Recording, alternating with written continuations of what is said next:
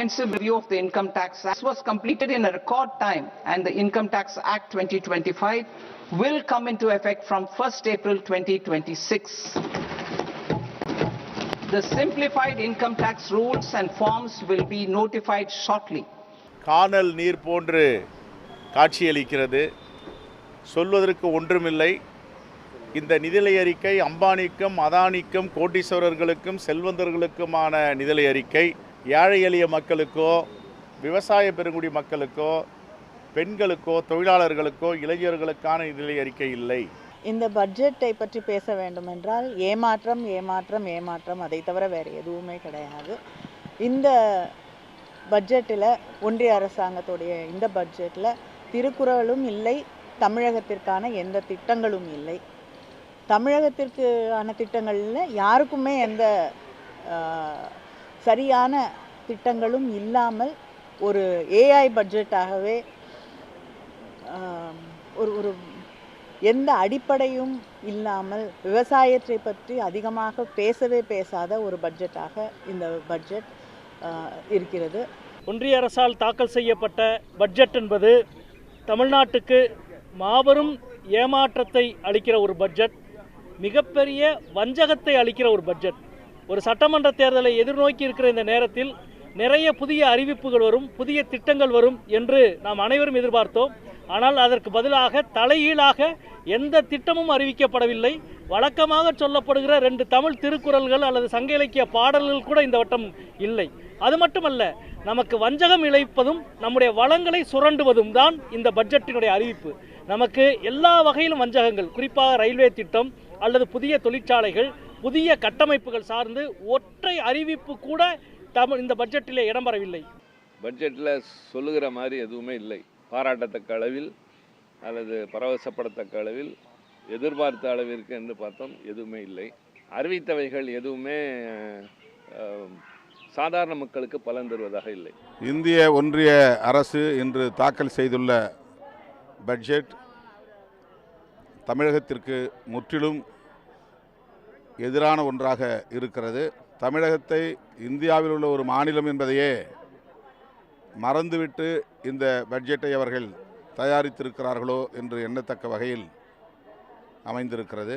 அது மட்டுமில்லாமல் விளிம்புநிலை மக்களின் நலன்களை கருத்தில் கொள்ளாத ஒரு பட்ஜெட்டாகவும் இருக்கிறது. மொத்தத்தில் இது ஏமாற்றம் அளிக்கிற பட்ஜெட். வணக்கம், இது கேள்விக்களம். ஒன்றிய நிதியமைச்சர் நிர்மலா சீதாராமன் இன்னைக்கு பட்ஜெட்டை தாக்கல் பண்ணியிருந்தாங்க. அது பல்வேறு விஷயங்கள் அதில் அறிவிக்கப்பட்டிருக்கிறது. அதற்கு பிரதமர் மோடி இது வளர்ச்சியடைந்த இந்தியாவிற்கான அடித்தளம் அப்படின்று பாராட்டி இருக்கிறார். இதற்கிடையில் தமிழ்நாடு முதலமைச்சர் திரு மு க ஸ்டாலின் தொடங்கி பல்வேறு எதிர்க்கட்சிகள், ஏன் பாஜகவோட கூட்டணி கட்சிகள் கூட சிலர் இதை விமர்சித்திருக்கிறார்கள். பலரும் ஏமாற்றம் தெரிவித்திருக்கிறார்கள். பல்வேறு இந்தியா எதிர்நோக்கக்கூடிய சவால்களுக்கு இதில் தீர்வில்லை என்றும் விமர்சனம் வைத்திருக்கிறார்கள். பட்ஜெட் 2027 பலன் யாருக்கு, பாதகம் யாருக்கு, இதைத்தான் நம்ம விவாதிக்க இருக்கோம். நம்மோடு திமுகவினுடைய நாடாளுமன்ற உறுப்பினர் தங்க தமிழ்ச்செல்வன், பொருளாதார நிபுணர் ஆனந்த் ஸ்ரீனிவாசன், பாஜகவிலிருந்து திரு அர்ஜுனமூர்த்தி, அரசியல் விமர்சகர் மதுர் சத்யா மற்றும் பட்டய கணக்காளர் திரு சுப்பிரமணியன் இணைந்திருக்கிறார்கள். அனைவருக்கும் வணக்கம். திரு தங்க தமிழ்ச்செல்வன் அவரோடு தொடங்கணும்னு நினைக்கிறேன். பார்லிமெண்ட்லேயே இருந்து பார்த்துருப்பீங்க, பட்ஜெட் குறித்து முதலமைச்சரும் உங்களுடைய கழகத் தலைவரும் பெரிய அளவிற்கு விமர்சனம் செய்துவிட்டார்கள், கூட்டணி கட்சிகளும். தமிழ்நாட்டிற்கு திட்டங்கள், நிதி பங்கீடும் பல்வேறு விஷயங்களில், ரயில்வே திட்டங்கள் உட்பட பல்வேறு விஷயங்களில் ஏமாற்றம் தான் மிஞ்சி இருக்குன்னு சொல்லி நீங்கள் ஏற்கனவே சொல்லிவிட்டீர்கள். இதில் குறிப்பிட்டு இது எதிர்பார்ப்புன்றது ஏற்கனவே சமகிர சிக்ஷா திட்டத்தில் 3548 கோடி, அதேபோல் கோவை மதுரை மெட்ரோ பல்வேறு விஷயங்களை பட்ஜெட் ப்ரெசென்ட் பண்ணுறதுக்கு 1 மணி நேரம் முன்னாடியே முதலமைச்சர் சொல்லியிருந்தார். ஸோ அந்த விஷயங்கள்லாம் இல்லைன்றது ஒன்று தெளிவாக தெரிகிறது. இதை தாண்டி இந்த பட்ஜெட்டில் பல்வேறு விஷயங்கள் தமிழ்நாட்டிற்கு பாதகங்கள் இருக்குது, இல்லை தமிழ்நாட்டிற்கு எதிர்பார்த்த பெரிய ஏமாற்றங்கள் அப்படின்ற விஷயங்கள் இருக்குதுன்னு சொல்லியிருக்காங்க. ஸோ உங்களுடைய முதற்கட்ட பார்வை, எல்லோருமே சுருக்கமாக ஒரு 2-3 நிமிடங்களில் முதற்கட்ட பார்வை. வணக்கம் சார். சன் நியூஸுக்கு இதை சொல்லிக்கிறேன். இன்றைக்கி நடக்கிற பட்ஜெட்டினுடைய நிலைமையை பார்க்கும்போது ஒன்றிய அரசு பொதுவாக ஒரு 1.5 மணி நேரம் ஒரு உரையாடலை நடத்தி விட்டு போயிருக்காங்க மாண்புமிகு மத்திய நிதியமைச்சர். எப்பயுமே ஒரு நிதிநிலை அறிக்கை என்று பார்க்கும்போது பல்வேறு மாநிலங்களுக்கு பல்வேறு சலுகைகளை சொல்லுவது தான் நிதிநிலையுடைய அறிக்கையினுடைய ஒரு முதற்கட்ட பார்வையாக இருக்கும். ஆனால் இந்த பட்ஜெட்டினுடைய அறிக்கையை பார்க்கும் பொழுது ஏதோ இவ்வளவு நிதி வருகிறது, இவ்வளவு செலவு செய்கிறோம், ஒரு பாயிண்ட் சம்திங் ஒரு 1 நிதியை கடனை குறைச்சிருக்கோம், இளைஞர்களுக்கான ஒரு நிதிநிலை அறிக்கையாக நாங்கள் இதை தாக்கல் பண்ணுறோம்ன்ற செய்தியை மாண்புமிகு நிதியமைச்சர் சொன்னார். நான் கேட்குறேன், இளைஞர்களுக்கான நிதிநிலை அறிக்கைன்னு சொன்னால் வேலை வாய்ப்பு எப்படி கொடுக்க போகிறீங்க, வேலை வாய்ப்பை எப்படி உருவாக்க போகிறீங்க, தொழிற்சாலைகளை என்னென்ன தொடக்க போகிறீங்க, இது வரைக்கும் எவ்வளோ வேலை வாய்ப்பு கொடுத்துருக்கீங்க, இனிமேல் எவ்வளோ கொடுக்க போகிறீங்கன்ற செய்தி ஒன்றுமே இல்லை. இளைஞர்களுக்கு உண்டான நிதிநிலை அறிக்கைன்னு சொன்ன நிதியமைச்சர் அதற்குண்டான காரண காரியங்களை இது வரைக்கும் சொல்லலை. மாண்புமிகு தமிழ்நாடு முதல்வர் இந்த நிதிநிலை அறிக்கையை பற்றி தெளிவாக சொல்லியிருக்காரு. தமிழ்நாட்டை வஞ்சிக்கின்ற ஒரு கண்ணோட்டத்தோடு தான் நீங்கள் இந்த நிதிநிலை அறிக்கையை தாக்கல் பண்ணுறீங்களே தவிர தமிழ்நாட்டுக்கு உண்டான நீண்ட நாள் கேட்ட கோரிக்கை புதிய ரயில் தடை இதுவரைக்கும் இல்லை. மதுரை கோவைக்கு மெட்ரோ ட்ரெயின் ரூட் வேணும்னு கேட்டோம். அந்த 2 திட்டத்துக்கு உண்டான நிதிநிலை அறிக்கையில் சொல்லப்படலை. எய்ம்ஸ் மருத்துவமனை கட்டிக்கிட்டு இருக்குன்னு சொல்கிறாங்களே தவிர அதுக்குண்டான நிதி இன்னும் ஒதுக்கலை. 11 வருஷம் ஆச்சு ஆட்சிக்கு பொறுப்பேற்று பிஜேபி அரசு. நிதிநிலை ஒதுக்கவும் இல்லை. மதுரையை ஒதுக்குறீங்க, கோவையை ஒதுக்குறீங்க, தமிழ்நாட்டையும் ஒதுக்குறீங்க, பள்ளிக்கு உண்டான கல்வி நிதியும் கொடுக்கல. இப்படி நீங்கள் ஒவ்வொரு நிதியும் கட் பண்ணிவிட்டு நிதிநிலை குழுவில் 41% தான் கொடுப்போம்னு சொல்லியிருக்கீங்க மாநிலங்களுக்கு. ஆனால் தமிழ்நாடு முதல்வர் தளபதி ஸ்டாலின் என்ன சொல்கிறாரு, அதிகமாக நாங்கள் ஜிஎஸ்டி உங்களுக்கு 4வது இடத்துல நாங்கள் இந்தியா முழுக்க கொடுக்குறோம். ஆனால் இந்த நிலையில் போனீங்களாக ஒரு 50% நிதிநிலை அறிக்கையில் குழுவில் சொல்லி எங்களுக்கு 50% நிதியை ஒதுக்குனா எங்களுக்கு உண்டான திட்டங்களை நாங்கள் நல்லா செய்ய முடியும்ன்ற செய்தியை தமிழ்நாடு முதல்வர் தளபதி சொல்கிறாரு. அதை கூட 41% தான் கொடுப்போம்னு நீங்கள் நிதிநிலை அறிக்கையில் ஆணித்தரமாக சொல்கிறீங்க. உடனுக்குடன் செய்திகளை தெரிந்து கொள்ள சன் நியூஸ் பெல் ஐகானை கிளிக் பண்ணுங்க.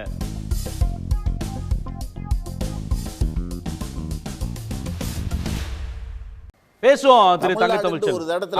அடுத்த சுற்றுல பேசுவோம். முதல் சுற்று கருத்தை எடுத்துக்கிறேன், தொடர்ந்து பேசுவோம். திரு அர்ஜுனமூர்த்தி, எதிர்பார்ப்பு பெரிய ஏமாற்றம். டாக்ஸ் டெவல்யூஷனில் 50% எதிர்பார்த்தோம், நிதிக்குழு சொல்லியிருக்கோம் 41% சொல்லியிருக்கீங்க. அதுவே முழுமையாக வருவதில்லை என்ற ஒரு விமர்சனம். தமிழ்நாட்டிற்கான திட்டங்கள் இல்லை. முதற்கண் எங்களோட மத்திய ஃபைனான்ஸ் மினிஸ்டரை நான் நிச்சயம் பாராட்டணும். ஏன் பாராட்டணும்னா, அவங்க நிர்மலா சீதாராமன் அவர்கள் நிதியமைச்சர் இந்த பட்ஜெட் 2026 எப்படி ஒரு தொலைநோக்கு பார்வையாக மாற்றிருக்காங்கன்னா, இலவசம் கொடுக்கறது, மாநிலங்களை முன்னெடுக்காமல் எந்த மாநிலங்களையும் புறக்கணிக்கிறது மாதிரி ஒரு முயற்சியும் எடுக்காமல் கம்ப்ளீட்டாக ஒரு தொலைநோக்கு பார்வையில் எந்த மாதிரி பண்ணிட்டாங்கன்னா, ஒவ்வொரு மாநிலத்தோட பலம் தெரிஞ்சதுனால எல்லா மாநிலத்துக்கு உண்டான பலம் சேர்க்கிறதுக்கான ஒரு பட்ஜெட்டை அதை பண்ணிட்டாங்க. இது புறக்கணிக்கும் பட்ஜெட் இல்லை, மாநிலங்களை புறக்கணிக்கக்கூடிய பட்ஜெட் இல்லை, மாநிலத்தோட பலத்தை உருவாக்கி வளர்ச்சி பாதைக்கு எடுத்துகிட்டு போகிற பட்ஜெட்டாக மாற்றி அமைச்சிருக்குது. இது முதல் தடவை நம்மளோட இந்திய சரித்திரத்தில் இந்த மாதிரி ஒரு பட்ஜெட் இப்படி ஒரு இலவசமே இல்லாமல் ஒரு சும்மா ஒரு தமிழகம்னு பேரை போட்டு எலெக்ஷனை ஃபோக்கஸ் பண்ணி எலெக்ஷனோட லாபத்துக்காக வேண்டி எல்லாம் எப்போ சராசரி அரசியல்வாதியை செய்யக்கூடிய எந்த முயற்சியும் செய்யாமல் இன்றைக்கி இருக்க கால சுழற்சியில், இன்றைக்கி இருக்கிற வளர்ச்சி பாதையில், இன்றைக்கி இருக்கிற டெக்னாலஜியோட வளர்ச்சியெல்லாம் உட்கொண்டு நம்ம தமிழகத்தோட பலம் அறிஞ்சு நீங்கள் பார்த்தீங்கன்னா நம்ம இதில் எம்எஸ்எம்இ நல்லாயிருக்கும், திறன் மேம்பாடு நல்லாயிருக்கும், படிப்பறிவு நல்லாயிருக்கும், டெக்ஸ்டைல் வளர்ச்சி நல்லாயிருக்கும், விவசாயிகளும் தன்னோட தன்னிறைவான செயல்பாடில் இருப்பாங்க. இப்போ ஒவ்வொரு பகுதியும் நீங்கள் எடுத்து பார்த்தீங்கன்னா இதை கொடுத்துக்கக்கூடிய மொத்த பணமுமே நம்ம தமிழகம் தான் அதிகமாக பெறப்போகுதுங்கிறதுல எனக்கு மற்றற்ற மகிழ்ச்சி. அதுக்காண்டி நிதியமைச்சருக்கு என்னோட வணக்கத்தையும் எங்களோட பாரத பிரதமர் மோடி அவர்களுக்கும் என்னோட வணக்கத்தையும் நன்றியும் இங்கே தெரிவிச்சுக்கிறேன். உங்களோட முதல் சுற்று கருத்தாக இருக்கிறேன். திரு ஆனந்த் ஸ்ரீனிவாசன், உங்களுடைய முதல் சுற்று கருத்து. முதல்ல இந்த ஹை ஸ்பீட் ரயில் நெட்வொர்க்கை பற்றி பேசினாங்க. 15 வருஷத்துக்கு முன்னாடி மோடி சொன்ன இன்னும் பாம்பேக்கும் அகமதாபாத்துக்கும் வர வேண்டிய புல்லட் ட்ரெயினே வரல. அதனால் இப்போ அடுத்த 15 வருஷத்துக்கு இந்த ஹை ஸ்பீட் நெட்வொர்க்லாம் நடக்க போவதில்லை. அதனால் இந்த பட்ஜெட்டுக்கும் அந்த ஹை ஸ்பீட் நெட்வொர்க்கை ஒரு பெரிய அச்சீவ்மெண்ட் மாதிரி காட்டி ஒன்றும் இல்லை. 20 வருஷம் கழிச்சு வரும். இப்போ 2 விஷயத்தை நான் சொல்லிடுறேன். சாவரன் கோல்ட் பாண்ட் அப்படின்னு ஒரு ஸ்கீம் போட்டாங்க. அதில் பல வாக்குறுதிகளை மோடி அவர்கள் கொடுத்தாரு. ஃபைனான்ஸ் மினிஸ்டர் அன்றைக்கி இருந்த ஃபைனான்ஸ் மினிஸ்டர் கொடுத்தாங்க. தட் இஸ் நீங்கள் தங்கத்திலேயே வாங்கிக்கலாம், டேக்ஸே போட மாட்டோம் அப்படின்னாங்க. இன்றைக்கி என்ன பண்ணியிருக்காங்க பட்ஜெட்டில், நாளைக்கு வரும் நியூஸ் பேப்பரில், கேபிட்டல் கெயின்ஸ் டேக்ஸ் எக்ஸம்டட் அப்படின்னு இருந்தது. அதாவது நீங்கள் வந்து யார் வேணால் அந்த தங்கத்தை வச்சுக்கலாம், அந்த பத்திரத்தை நீங்கள் யார் நடுவில் உங்களுக்கு வேணா யார்கிட்ட வேணால் விற்றுடலாம், அந்த பத்திரத்தை யார் வேணால் வாங்கி விற்றுக்கலாங்கிற இருந்தது. இப்போ இன்றைக்கி என்ன சொல்லிட்டாங்கன்னா, இப்போ நடுவில் 8 வருஷத்துக்கு நீங்கள் வச்சுக்கல, நடுவில் விற்றீங்கன்னா அதுக்கு கேபிட்டல் கெயின்ஸ் டேக்ஸ் உண்டு அப்படின்னு சொல்லிட்டாங்க. ஒரு கவர்மெண்ட் ஒரு ஸ்கீம் போடுது, உங்களுக்கு இந்த பணத்தை நீங்கள் போட்டு எப்போ வேணால் வாங்கி விற்றுக்கலாம், உங்களுக்கு டேக்ஸ் கிடையாதுன்னு சொன்னதை அப்படியே இந்த டிமானிட்டைசேஷன் மாதிரி ஒரு ஸ்கீமாக மாற்றி இன்றைக்கி டேக்ஸை போடுவோன்னு சொல்லியிருக்காங்க. அதுலேருந்து அர்ஜுனமூர்த்தி சொல்கிற நியாயம் தர்மம்லாம் இதுவே அடிபட்டு போகுது. உங்கள் கொடுத்த வாக்குறுதியே உங்களால் மக்களுக்கு நீங்கள் என்ன சொன்னீங்க, சாவரன் கோல்ட் பாண்டில் கேபிட்டல் கெயின்ஸ் டேக்ஸ் கிடையாதுன்னு சொன்னீங்க. இன்றைக்கி என்ன சொல்கிறீங்க, 5 வருஷம் கழிச்சு டேக்ஸ் இருக்குதுன்னு சொல்கிறீங்க. 350 இது மேட்டர் வந்து 30,000 கோடி மிடில் கிளாஸ் யார் அந்த சாவரன் கோல்ட் பாண்ட் வாங்கியிருக்காங்களோ அவங்களுக்கு அடி. அது இப்போவா நம்ம ஃபைன் பிரிண்டில் பார்த்து சொல்கிறேன்னா 12 லைன் எங்கேயோ 350வது பேஜில் வச்சுருக்காங்க. அதை பேச தைரியம் அம்மையாருக்கு கிடையாது. எனிவே இப்போ பட்ஜெட்டை பற்றி இவ்வளோ பேசுகிறீங்க, போன பட்ஜெட்டில் இவங்க என்ன பண்ணாங்க அப்படிங்கிறத பார்ப்போம். சொன்னது ஒரு நம்பர், ஆக்சுவலாக நடந்தது என்ன அப்படின்னு பார்த்தீங்கன்னா, ரூரல் டெவலப்மெண்ட் கிராமத்துக்கு இவங்க செலவு பண்ணதில் பட்ஜெட்டில் சொன்னதுலேருந்து 53,000 கோடி கம்மியாக செலவு பண்ணியிருக்கிறாங்க. அர்பன் டெவலப்மெண்ட் 40,000 கோடி கட் பண்ணியிருக்காங்க பட்ஜெட்லேருந்து. விவசாயத்துக்கு 7,000 கோடி பட்ஜெட்லேருந்து கட் பண்ணியிருக்காங்க. இதெல்லாம் லாஸ்ட் இயர் சொன்னது, இந்த வருஷம் பண்ணது 53,000 கோடி லெஸ். அடுத்தது இதில் வந்து அர்பனில் 39,000 கோடி கம்மியாக ஸ்பெண்ட் பண்ணியிருக்காங்க. அக்ரிகல்ச்சரில் 7,000 கோடி கம்மியாக ஸ்பெண்ட் பண்ணியிருக்காங்க.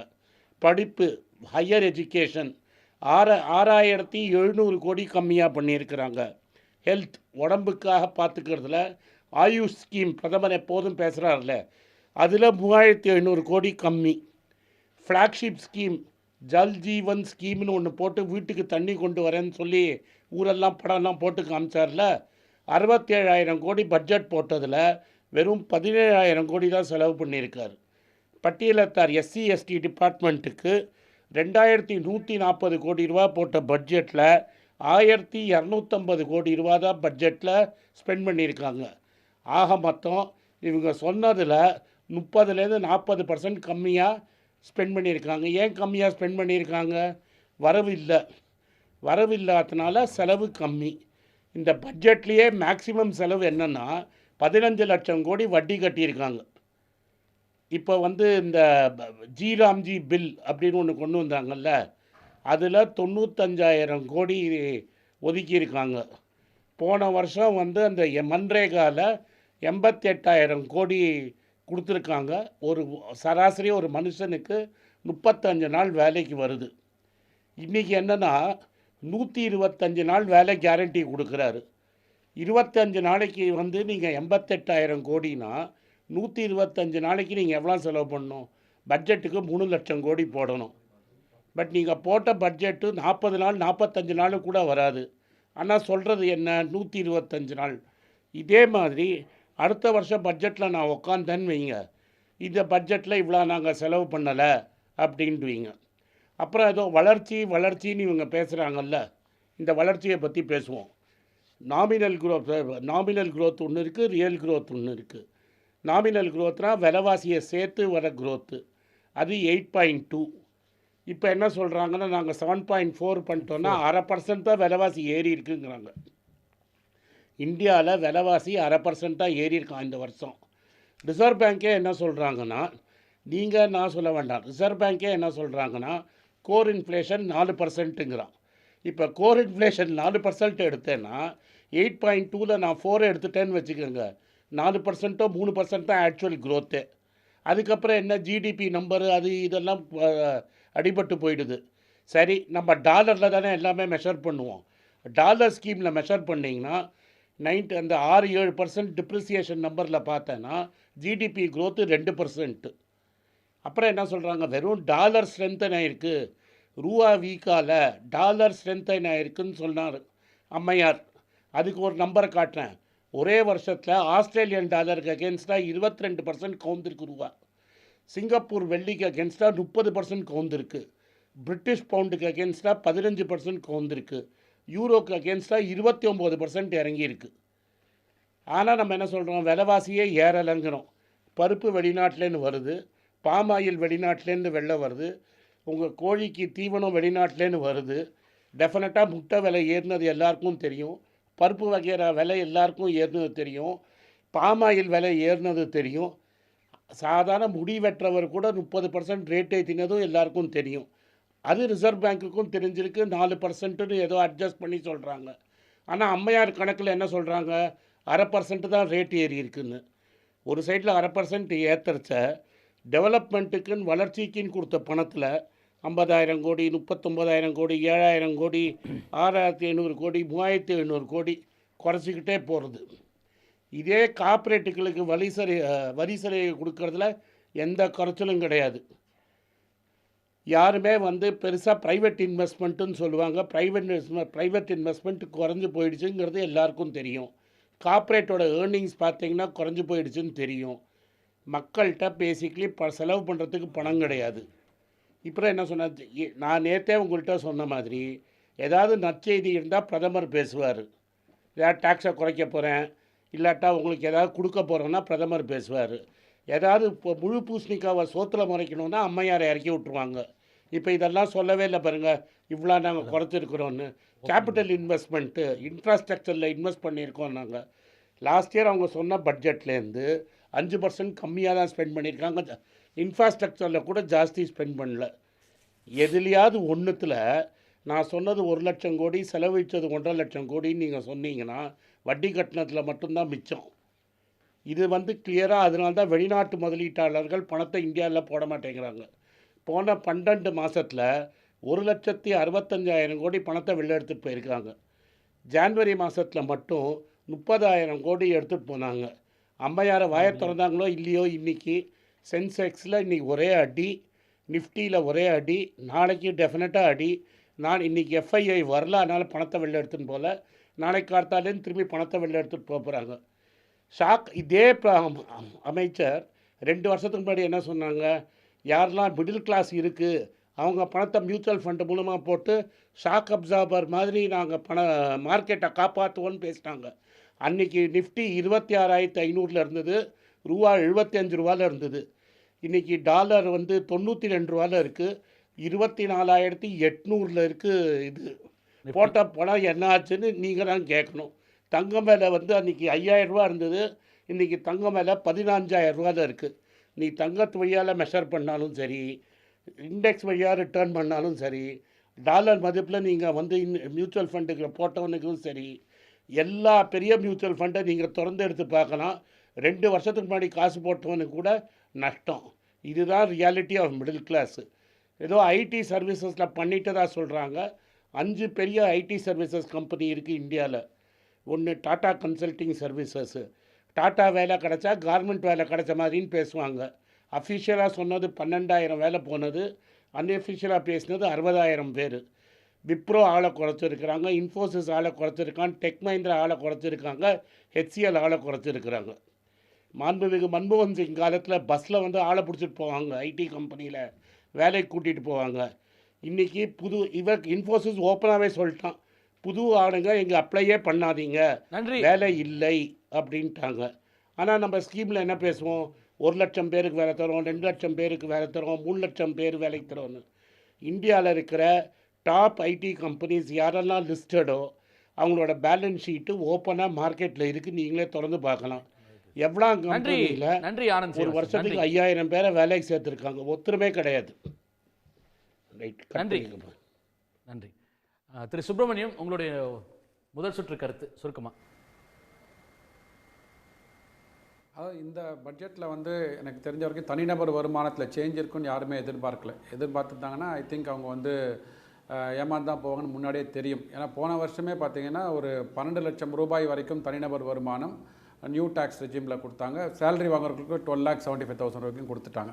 ஸோ அதனால் தனிநபர் வருமானத்தில் யாரும் எதிர்பார்க்கல. அண்டு ஜிஎஸ்டியில் குறையுன்னா ஜிஎஸ்டியில் செப்டம்பர்லேயே குறைச்சிட்டாங்க. ஜிஎஸ்டி நார்மலாக பட்ஜெட்டில் கொண்டு வர மாட்டாங்க. ஸோ அதனால் செப்டம்பர்லேயே பார்த்தீங்கன்னா அந்த பொருட்களோட விலையை குறைச்சி அந்த தீபாவளி போது டபுள் தமாக்கா போனஸ்ன்னு அவங்களுக்கு வந்துடுது.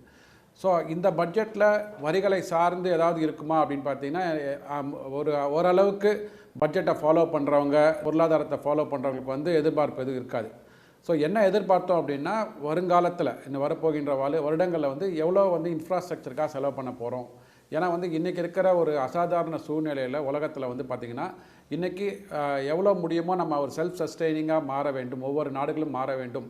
அந்த முன்னெடுப்பில் வரும்போது கடந்த ஒரு 3-4 வருடங்களாக பார்த்திங்கன்னா இன்ஃப்ராஸ்ட்ரக்சரில் இந்த அரசாங்கம் இன்வெஸ்ட் பண்ணிகிட்டே வராங்க. முதல்ல 7.5 லட்சம் கோடினாங்க, அப்புறம் 10 லட்சம், 11 லட்சம், இன்றைக்கி வந்து 12.2 லட்சம் கோடிகள் வந்து இன்வெஸ்ட் பண்ணுறதுக்கு 26-27க்கு ப்ரப்போசல் வைத்திருக்கிறார்கள்.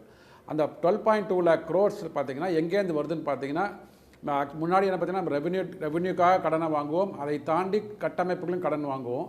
ஆனால் இன்றைக்கி காலகட்டத்தில் பார்த்தீங்கன்னா 11.7 லட்சம் கோடிகள் கடன் வாங்குவதற்காக ப்ரப்போசல் வச்சுருக்காங்க. Which means entire capex investment, infrastructure investment is going to funded by borrowings.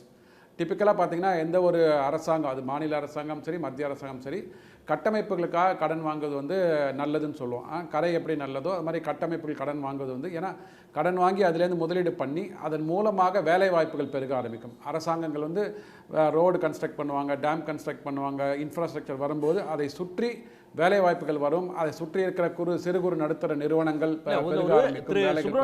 முக்கியமான விஷயம் 2024 பட்ஜெட் போட்டப்போ அம்மையார் நிர்மலா சீதாராமன் அவர்கள் சொன்ன முக்கியமான விஷயம், இந்த பட்ஜெட் முக்கியமாக பெண்களுக்கு, வேளாண் குடிமக்களுக்கு, ஏழைகளுக்கு மற்றும் இளைஞர்களுக்கு அப்படின்னாங்க. அந்த இவர்கள் 4 பேர் சார்ந்தவர்கள் தான் இந்த பட்ஜெட்டே அப்படின்ற அதான் இலக்கணே சொல்லி போட்டாங்க. அப்போது அந்த செக்மெண்ட்டை அட்ரஸ் பண்ணுற மாதிரி பல விஷயங்கள் இல்லை. அதே போல் வந்து இப்போ யூஎஸ் டாரிஃப் ஒரு பெரிய பிரச்சனை, அதை வந்து அட்ரஸ் பண்ணுறதுக்கு இங்கே இருக்கக்கூடிய ஏற்றுமதியாளர்கள், இங்கே இருக்கக்கூடிய நிறுவனங்கள் உற்பத்தியாளர்களை பாதுகாப்பதற்கு எந்த அம்சமுமே இந்த பட்ஜெட்டில் இல்லை. இன்னொரு விஷயம், எக்கனாமிக் சர்வேலேயே 11 விஷயங்களை வந்து ஒரு சவால்கள் அப்படின்னு அக்னாலேஜ் பண்ணுறது ஒன்றிய அரசு. அதற்கான தீர்வுகளை எதுவுமே பட்ஜெட்டில் சொல்லவே இல்லைன்னு நிதியமைச்சர், முன்னாள் நிதியமைச்சர் திரு சிதம்பரம் அவர்களே சொல்லியிருக்காரு. சிதம்பரம் அப்படி தான் சொல்ல வருங்க, அவர் மாறி சொல்ல மாட்டார் இல்லைங்களா, அது எதிர்பார்த்தது தானே. ஏன்னா வந்து எக்கனாமிக் சர்வேல சொல்லியிருக்கு இல்லையா, அதுக்கு தீர்வு சொல்லணும்ல. கண்டிப்பாக. ஸோ அந்த தீர்வுக்கு, அதாவது இப்போ யூஎஸ் டாரிஃபுக்கு உண்டான தீர்வு வந்து பட்ஜெட்டில் இருக்கணும்னு அவசியம் கிடையாது. அதற்கு முன்னாடியே வந்து ஆல்டர்னேட்டிவ் மார்க்கெட், ட்ரம்ப் என்ன முடிவு எடுக்க போகிறான்னு நம்ம தீர்மானிக்க முடியாது. ஏன்னா அவர் வந்து எப்படி நம்ம வந்து சுயசார்பு பாரதம், சுதேசி பாரதம்லாம் நம்ம பேசும்போது நம்ம வந்து இங்கே உள்ள பொருட்களை நம்ம உபயோகிக்க வேண்டும், இங்கே உள்ள பொருட்கள் நம்ம உற்பத்தி பண்ண வேண்டும் நம்ம சொல்லும்போது அமெரிக்க அதிபர் அவர் சொல்கிறதுல வந்து மாற்று கருத்து இல்லைல்ல.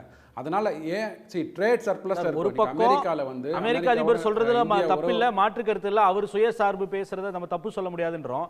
இன்னொரு பக்கம் நம்ம ஃப்ரீ ட்ரேட் அக்ரிமெண்ட்டை கையெழுத்து போட்டு வரோம் ஈயூவோட. நாளைக்கு அப்போ ஐரோப்பாவில் இருக்கக்கூடிய நாடுகளும் ஈயூவும் வந்து நாங்களும் சுயசார்பு எதிர்பார்க்கக்கூடியது சொன்னா அப்போ நம்ம நாட்டுடைய உற்பத்தியாளர்கள், ஏற்றுமதியாளர்களோட நிலைமை என்ன? அப்போ ட்ரம்ப்போட இத்தனை நாள் நம்ம பேணி காத்த நட்புக்கு என்னதான் அதனோட பலன் என்ன?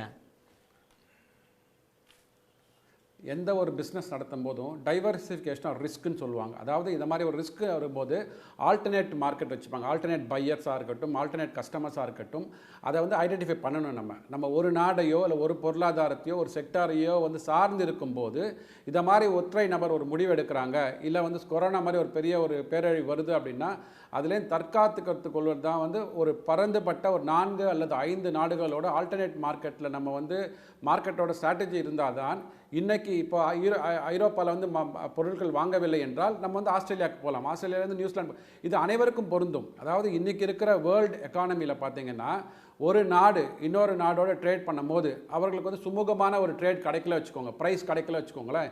ஏன் ட்ரம்ப் வந்து டாரிஃப் நம்மள்கிட்ட போடுறாரு? ஏன்னா நம்ம பாசிட்டிவ் ட்ரேட் பேலன்ஸ் வச்சுருக்கிறோம். பாசிட்டிவ் ட்ரேட் பேலன்ஸ் வச்சுக்கும் போது அவங்க நாட்டு நம்ம மேலே வந்து ட்ரேட் டெபிசிட் இருக்கனால போடலை, பாசிட்டிவ் பேலன்ஸ் இருக்கனால போடலை. நம்ம வந்து ரஷ்யாட்ட ஆயில் வாங்குறோம்னு சொல்லி அவர் போட்டார் 25%, அதுக்கு மேல பீனல் டாரிஃப்னு சொல்லிட்டு இன்னொரு 25% 50% போட்டிருக்காரு. 2 மாசமா நெகோசியேட் பண்றோம், ஒண்ணுமே வந்து நடந்த பாடில்லை சார். அது உங்களோட பார்வை, என் பார்வை என்னோட பார்வை இல்ல. ட்ரம்ப் சொன்னது இது, ரஷ்யாட்ட ஆயில் வாங்குறத நிறுத்தலனால தான் நான் டாரிஃப் போட்டேன்னு ட்ரம்ப் சொன்னது. அவர் என் பார்வை இல்ல, ட்ரம்போட பார்வை. பெரிய பெரியண்ணன் பார்வை எப்படி நம்ம எடுத்துக்க முடியும்? அதாவது அதுக்கு பின்னாடி நடந்தது சொல்றேன் நான். அவர் சொல்ல வெளியில சொல்றது அவர் பார்வை நீங்க ஏத்துக்கணும் ஏத்துக்காத ரெண்டாவது விஷயம் சுப்பிரமணியன். ஆனா வந்து அவர் டாரிஃப் போட்டாரு, அதற்கு என்ன தீர்வு? அதை பாதுகாப்பு. இப்ப நீங்க கொரோனா ஒரு விஷயம் சொன்னீங்க இல்லையா, 2021 அந்த பீரியட்ல 20 பீரியட்ல பிரச்சனை வந்தப்போ நம்ம நாட்டில் இருக்கக்கூடிய உற்பத்தியாளர்கள் இல்ல வணிகம் செய்யறவங்களுக்கு எல்லாத்துக்கும் ஒரு மொரட்டோரியம் கொடுத்தோம். அப்போ வந்து ஒரு அந்த ஷாக் அப்சர்வ் பண்ணி அவர்களை பாதுகாக்கிறதுக்கு. இப்போ வந்து இது மாதிரி ஒரு டாரிஃப் வந்திருக்கு, ஒரு பெரிய சிக்கல்களுக்கு ஆளாயிருக்காங்க அப்படின்னா அதற்கு அவர்களை தற்காலிகமாக பாதுகாப்பதற்கோ இல்லைன்னா அந்த அட்லீஸ்ட் குறைந்தபட்சம் அவங்க நெகோசியேட் பண்ணி ஒரு டீலை ஸ்ட்ரைக் பண்றதுக்கு எந்த ஒரு சக்சஸும் இல்லையே. ஒன்று தீர்வு கொடு, ஒன்றும் டாரிஃபை வந்து குறைக்க சொல்லி வச்சிருக்கணும். சைனா பண்ண மாதிரி, ட்ரம்ப்பை பணிய வச்ச மாதிரி சைனா பண்ண மாதிரி பண்ணியிருக்கணும் மோடி அவர்கள். அது முடியலன்னா இங்க குறைந்தபட்சம் நம்மளுடைய பட்ஜெட்லயாவது அவர்களை பாதுகாப்புக்கு ஏதாவது ஒரு அம்சம் இருக்கு. அது செப்டம்பர் மாதத்தில் ஜிஎஸ்டி 2.0லேயே வந்து அவர்கள் வந்து கிட்டத்தட்ட பொருட்களின் விலையை வந்து குறைச்சாச்சு. ஓகே, அதன் மூலமாக 2 லட்சம் கோடி ரூபாய்கள் மக்களின் கையில் கொடுக்கப்பட்டது. மற்ற அரசுகள் சொல்கிற மாதிரி அது நஷ்டம்னு நம்ம யாருமே கன்சிடர் பண்ணல. மக்கள் கையில் பணம், அதாவது அந்த நிர்வாகிகள் கையில் பணம், அந்த அதிகாரிகள் கையில் பணம் இருந்ததுனால அந்த வால்யூம் வந்து இன்றைக்கி க்ரோவ் ஆகிருக்கு. அந்த மேனுஃபேக்சரிங் இண்டஸ்ட்ரீஸாக இருக்கட்டும், பொருட்களின் விலை குறைந்ததுனால நீங்கள் அந்த பார்த்துருப்பீங்க, அந்த செப்டம்பர் அந்த அக்டோபருக்கு பிறகு இந்த தீபாவளி காலங்களில் பொருட்களோட வால்யூம் ட்ரேட் எவ்வளோ டபுள் டிஜிட்டில் க்ரோ ஆச்சு. அனைத்து கார்களோட விலைகள், அதாவது நான் வந்து எல்லாம் ஹை அண்ட் வேல்யூ சொல்லலை, normal car, normal automotive car, 2 wheelers 3 வீலர்ஸ்லாம் விலை ஏறி போய் அந்த வால்யூம் ஏறி போச்சு பார்த்தீங்க இல்லையா? ஸோ அதுதான் வந்து யூஎஸ் டாரிஃப்கான தீர்வு நான் எடுத்துக்கிறேன். நம்ம தொடர்ந்து பேசுவோம் சுப்பிரமணியன். இன்னொரு விருந்தினர் இன்னும் பேசவே இல்லை, அவர்கிட்ட பேசிட்டு வரேன். இது ஒரு தீர்வு. அதுக்கப்புறமா தான் இந்த ஆல்டர்னேட் மார்க்கெட்ஸ் நம்ம 5 நாடுகளோட, யூரோப்பியன் யூனியன் ஆகட்டும், ஆஸ்திரேலியா இருக்கட்டும், நியூசிலாந்து ஆகட்டும், நம்ம ஃப்ரீ ட்ரேட் அக்ரிமெண்ட் போட்டிருக்கோம் பார்த்தீங்க இல்லையா? ஸோ ஆல்டர்னேட் மார்க்கெட்டை நோக்கி நம்ம போயிருக்கிறோம் இன்னைக்கு தேதியில். பேசுவோம் திரு மதுர் சத்யா. அதாவது ஒரு பட்ஜெட் அப்படின்னு எதுக்கு போடுறோம்? ஒரு ப்ராப்ளம் ஸ்டேட்மெண்ட். அந்த ப்ராப்ளம் ஸ்டேட்மெண்ட்னா இன்றைக்கி நாட்டில் இந்த பிரச்சனையை நாங்கள் டார்கெட் பண்ண போகிறோம் அப்படிங்கிறதான் ஒவ்வொரு நிதியாண்டின் தீமாக இருக்கும். ஆனால் 12 வருஷம் அப்படிலாம் நடக்கலை. 12 வருஷமும் பாலாரும் தேனாரும் ஒரு பொன் விளையும் பூமி அப்படின்னு தான் ஆரம்பிக்கிறாங்க. அதோட முக்கிய ஆதாரமாக இன்றைக்கி என்ன சொல்கிறாங்கன்னா ஃபிஸ்கல் டிசிப்ளின். அதாவது பட்ஜெட்டில் வருவாய்க்கும் கடனுக்குமான அந்த துண்டு விழுவுற அமௌண்ட்டை குறைக்கணும், சாமானிய மக்கள் மொழியில் சொன்னால். அது நாங்கள் வந்து பயங்கரமாக குறைச்சிருக்கோம் அப்படின்றாங்க. சரி, நீங்கள் எப்படி குறைச்சிங்க? இது பயங்கரமாக நிர்வாகம் பண்ணி குறைச்சிங்களா இல்லை வரி வசூல் பண்ணி குறைச்சிங்களா அப்படின்னா இல்லை, வெல்ஃபேர் ஸ்பெண்டிங்கில் கட் பண்ணி சமூக நல திட்டங்களை குறைப்பது, அதில் வந்து நீங்கள் வந்து ஃபிஸ்கல் டிசிப்ளினை மெயின்டைன் பண்ணியிருக்கீங்க. அதாவது ஒரு உதாரணத்துக்கு 2024 100 நாள் வேலை திட்டத்துக்கு 16,000 கோடி குறைச்சாங்க. இன்றைக்கி தேதிக்கு இன்ஃப்ளேஷன் அட்ஜஸ்ட் பண்ணி போட்டிங்கன்னா 24,000 கோடி மேனிக்காகுது. எதுக்கு இதை குறைச்சாங்க அப்படின்னு பார்த்தா, அதுக்கு அடுத்த வருஷம் பார்த்தீங்கன்னா corporate tax for foreign companies வந்து 5% குறைக்கிறாங்க. அப்போ நீ என்ன பண்ணுற அப்படின்னா சாமானிய மக்களுக்கு வெளிநாட்டிலிருந்து வரக்கூடிய பெருநிறுவனங்களுக்கு வரியை குறைக்கிறாங்க. வரியை குறைச்சிட்டு அது போல தான் இந்த முறையும் பார்த்தீங்கன்னா 2046 வரைக்கும் டாக்ஸ் ஹாலிடே கொடுத்துருவோம். யாரு? டேட்டா சென்டர் வைக்கிறவங்களுக்கு. அதாவது கிளவுட் சர்வீஸ் ப்ரொவைட் பண்ணுறவங்க இந்தியாவில் டேட்டா சென்டர் ஏற்கனவே டேட்டா சென்டர்லாம் வைக்கக்கூடாது, ஏன்னா அது பயங்கரமான தண்ணி பிடிக்குது, விவசாயிகளுக்கு பாதிப்பு எல்லாம் சொன்னாலும் நம்ம 2047 வரைக்கும் டாக்ஸ் எக்ஸம்ஷன் தரோம். சரி, இது எங்கே வசூல் பண்ண போகிறோம் அப்படின்னு பார்த்தா பெண்களுக்கான ஜெண்டர் பட்ஜெட்டிங் சொல்லுவாங்க. பெண்களுக்கான பட்ஜெட்டிங்கில் 51,000 கோடி கட்டு. அதாவது ஸ்டேட்ஸ்க்கு அனுப்ப வேண்டிய சென்ட்ரலி ஸ்பான்சர்டு ஸ்கீம்ஸில் மொத்தமாக 59,000 கோடி கட்டு. அதாவது நான் இன்ஃப்ளேஷன் அட்ஜஸ்டடாக சொல்கிறேன். இதனால தான் பார்த்தீங்கன்னா ரியல் வேஜஸ்ன்னு சொல்லுவோம். அதாவது நீங்கள் வந்து 100 ரூபா சம்பளம் வாங்கிட்டு இருந்திருப்பீங்க கொரோனா முடிஞ்ச 2022. அது வந்து இன்றைக்கி 130 ரூபாயா இருக்கும். பார்க்குறதுக்கு 30% அதிகரிச்ச மாதிரி இருக்கும் சம்பளம். ஆனால் விலைவாசி 140 ரூபாயா இருக்கும் 100லேருந்து. அப்போ உங்களுக்கு ரியல் வேஜஸ்ன்றது 10 ரூபா குறைஞ்சிருக்கு. அப்போ அப்படி பார்த்தீங்கன்னா அர்பனில் இருக்கிற சேலரிடு மேலுக்கு 6% சம்பளம் குறைஞ்சிருக்கு, ஃபீமேலுக்கு 12% சம்பளம் குறைஞ்சிருக்கு. எப்போ? கடைசி 5 வருஷத்தில். பெண்களுக்கு 12% குறைஞ்சிருக்கு. ஆனால் இதே 5 வருஷத்தில் இந்தியாவில் 179 பில்லியனர்கள் இருந்தவங்க இன்னைக்கு 358 பில்லியனர்களாக இருக்காங்க. அப்போ யார் அதிகரிச்சிருக்காங்க, யார் குறைஞ்சிருக்காங்க அப்படின்னு உங்களுக்கு தெரியும். பெருங்கோடீஸ்வரர்கள் அதிகரிச்சிருக்காங்க, மக்களுக்கான வருவாய் குறைஞ்சிருக்கு. இப்போ இதில் வந்து இந்த கேபெக்ஸ்ன்னு சொல்கிறாங்க இல்லையா, கேபிட்டல் எக்ஸ்பெண்டிச்சர் அதிகமாக ஸ்பெண்ட் பண்ணியிருக்கோன்னு. இதற்காக ரயில்வேல வந்து வருஷம் 2.5 லட்சம் கோடி 2,80,000 கோடின்னு போடுறாங்க. நான் சேலஞ்ச் பண்ணுறேன், கடைசி 5 வருஷத்தில் ஒரு வருஷமாவது 75% 80% கூட அதில் யூஸ் பண்ணது கிடையாது. ஏன் அப்படின்னா கேபிட்டல் எக்ஸ்பெண்டிச்சரை ஜாஸ்தியாக காட்டு நீங்களாம் போட்டு வைக்கிறது எதுவுமே இம்ப்ளிமெண்ட் பண்ணுறதுக்கான அந்த ஈரோடு பழனிலையும் அப்படியே சும்மா கிடக்குது இல்லை, அந்த மாதிரி நாடு ஃபுல்லாக சும்மா கிடக்குது. எதுக்கு? இதெல்லாம் ஃபாரின் இன்வெஸ்ட்மெண்ட்டை கொண்டு வரணும்னு. ஆனால் ஃபாரின் இன்வெஸ்ட்மெண்ட் 2022 ஸ்லம்ப் ஆகிட்டு இருக்குதுன்னு நம்மளுக்கு தெரியும், இல்லை ஸ்டாக்னேட் ஆகிட்டு இருக்குன்னு நம்மளுக்கு தெரியும். அப்போ உக்ரைன் போர் ஆரம்பிச்சிருச்சுன்னு ஒரு கதை சொன்னாங்க. ஆனால் உண்மையான கதை என்ன அப்படின்னா 2022 2025 வரை ப்ரொடக்டிவிட்டி, அதாவது உற்பத்தி திறன், இவர் மேனுஃபேக்சரிங்னு போகிற போக்கில் அடிச்சுட்டு போகிறாங்க. மேனுஃபேக்சரிங் திறன் ஒரு சட்டை, அதாவது 2022 நான் கொரோனாக்கு அப்புறம் தான் சொல்கிறேன், ஏன்னா இவங்க கொரோனான்னு ஒரு சாக்க சொல்லிடுவாங்க, அதுக்கு முன்னாடி சொன்னால் 2022 103 சட்டை நம்ம செஞ்சுக்கிட்டு இருந்தோம்னா 2025 98 சட்டை தான் செய்கிறோம். இப்போ அதை எதோட நீங்கள் ஒப்பீனியன்னா இப்போ சைனா எல்லாரும் பேசுகிறாங்கல்ல, நம்ம இந்த ஏன் ஒப்பீனியன் கிடையாது, இந்த அரசாங்கத்தோட ஒப்பீனியன்னா பாகிஸ்தான் கூடவாது நம்மளுக்கு வாய்க்கா தகராறு தான் இருக்குது. ஆனால் சைனா கூட வாய்க்கா தகராறு, பொருளாதாரம், வணிகம், தொழில்நுட்பம், இந்த சப்கான்டினென்ட்ல கண்ட்ரோல் எல்லா போட்டியும் இருக்கு இல்லையா. அந்த சைனா மேலே மேனுஃபேக்சரிங்கில் முக்கியமான ஃபார்மாசூட்டிக்கல் இண்டஸ்ட்ரியிலேருந்து ஈவிலேருந்து எல்லாத்துலேயுமே மூலப்பொருளுக்கு நம்ம டிபெண்ட்டாக இருக்கிறோம். அந்த டிபெண்டன்சி, அதாவது சார்பு நிலையை குறைக்கிறதுக்கு இந்த ப்ரொடக்ஷன் லிங்க் இன்சென்டிவ்னு வருஷம் கொடுக்குறாங்க, PLI கொடுக்குறாங்க. அதில் எதுவுமே இந்த டிபெண்டன்சியை 10% கூட சரிக்கல. இப்போ லித்தியம் பேட்டரி ப்ரொடியூஸ் பண்றதுக்கான ரா மெட்டீரியலுக்கு இம்போர்ட் டியூட்டியை கட் பண்றேன்னு இருக்காங்க. எல்லாத்துக்கும் என்ன பிரச்சனை தெரியுங்களா? ஏன்னா நீங்கள் R&Dயை போடணும், ரிசர்ச்சுக்கு காசை போடணும். அது இல்லாமல் நீங்கள் வந்து கோமியத்துலேருந்து கேன்சர் கண்டுபிடிக்கிறதுக்கும் இல்லை வந்து ஜோசியத்துக்கும் இன்வெஸ்ட் பண்ணிட்டு இப்போ தான் ஏஐக்கு கமிட்டி போடுறீங்க. ஆனால் சைனா ஏஐயில் கொடிகட்டி பறக்கிறான். உலகத்தை ஆள்ற 64 டெக்னாலஜியில் 57 சைனா முதல் இடத்துல இருக்கான் according to Australian strategic institute. India ஒரு டெக்னாலஜியில் கூட முதலிடம் கிடையாது. இது எப்பவுமே இப்படி இருந்தது கிடையாது. 2014 சைனா இந்த லெவலுக்கு வந்திருக்கான். 2014 நம்ம 0ல் இருந்தோம், 2026 0ல் இருக்கிறோம். ஏன்னா இங்கே R&Dயும் கிடையாது, ஸ்கில் டெவலப்மெண்ட், திறன் வளர்ப்பு. ஸ்கில் இந்தியான்னு அந்த கண்ணாடி கோன்லேருந்து ஆகஸ்ட் 15 பேசிக்கிட்டு இருந்தார் மோடிஜி. ஸ்கில் இந்தியாவை பற்றி நம்ம ஏதாவது கேள்விப்பட்டோமா? கிடையாது. ஏன் அப்படின்னா 25% ஸ்கூலை ஸ்கில் டெவலப்மெண்ட்டோட இன்டெகிரேட் பண்ணுவோன்னு 2016 சொன்னவர் 2018 அப்புறம் அதை பற்றி பேசுறதை நிறுத்திட்டாங்க. ஏன்னா 4% ஸ்கூலோடு நின்றுச்சு. போன வருஷம் பட்ஜெட் அலோகேஷன் பண்ண அமைச்சரவையில் ஸ்கில் டெவலப்மெண்ட் டிபார்ட்மெண்ட் இருக்கு இல்லையா, அவர்களுக்கு கொடுத்தக்கூடிய தொகையில 1/5 5ல் ஒரு பங்கு தான் செலவு பண்ணிருக்காங்க. அந்த 6100 கோடி செலவு பண்ணாம திருப்பி கொடுத்திருக்காங்க. ப்ரோகிராம் இளைஞர்களுக்குன்னு சொல்றாங்களா, இன்டர்ன்ஷிப் ப்ரோகிராம் 1 கோடி வேலை வாய்ப்பை உருவாக்குவதுன்னு அனௌன்ஸ் பண்ணாங்க. செப்டம்பர் 2025 வரைக்கும் எத்தனை பேர் அப்ளை பண்ணாங்க தெரியுமா? 1 கோடி எங்க இருக்கு? 30,000 பேர் அப்ளை பண்ணாங்க.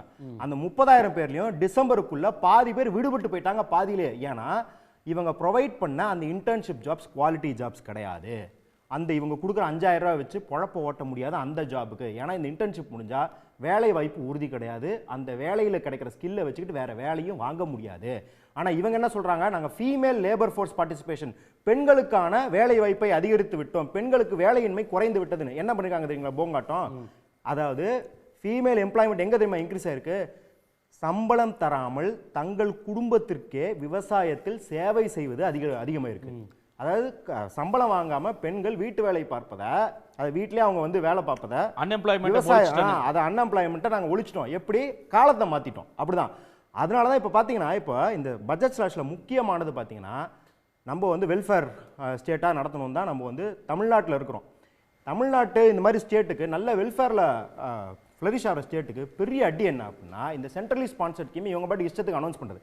இப்போ PM ஆவாஸ் யோஜனா ஃப்ளாக்ஷிப் 60% அவங்க தருவாங்க, 40% ஸ்டேட் தரும். கரெக்டா? ஆனால் 60% எவ்வளோ? 1.5 லட்ச ரூபா. 1.5 லட்ச ரூபா வச்சுட்டு வீடு கட்ட முடியுமா? அப்போ எஃபெக்டிவாக 40% கிடையாது, அது 100% தாண்டி ஸ்டேட் கவர்மெண்ட்ஸ் தான் போடணும். ஏன்னா நீங்கள் 1.5 லட்சம் ரூபா சொன்னதுலேருந்து சிமெண்ட் வேலை, பிரிக்ஸ் வேலை எல்லாமே கடைசி 5 வருஷம் எல்லாமே பயங்கரமாக. ஆனால் அதுக்கு தகுந்த மாதிரி PM ஆவாஸ் யோஜனால வந்து நீங்கள் அலோகேஷன்லாம் இன்க்ரீஸ் பண்ணலையே. PM ஆவாஸ் யோஜனால 10,000 கோடி செலவு பண்ணாமல் திருப்பி கொடுத்துருக்காங்க. ஆமாம், இப்போ திருப்பி மாநில அரசுகளுக்கு சுமை தான் ஜாஸ்தி ஆகுது இல்லையா? சார் சொன்ன மாதிரி வர காசுல தமிழ்நாடு தான் அதிக செலவு பண்ண போகுதுன்றதோ. ஏன்னா நீங்க வர காசுலேயே 59,000 கோடி எல்லா ஸ்டேட்டும் கட் பண்ணிட்டீங்க.